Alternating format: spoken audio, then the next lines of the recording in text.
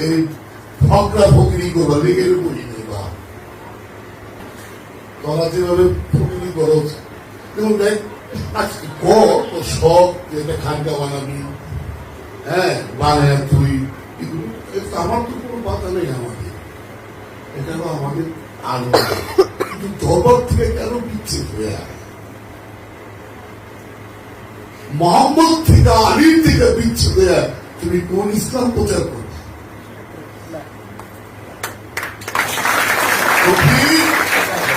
কোন ইসলাম প্রচার করবা আছে ইসলাম ওটা যদি মোহাম্মদ আলী না থাকে আসলে বাবা বলতো কিছু কথা শিখা এটা সুফিবাদ না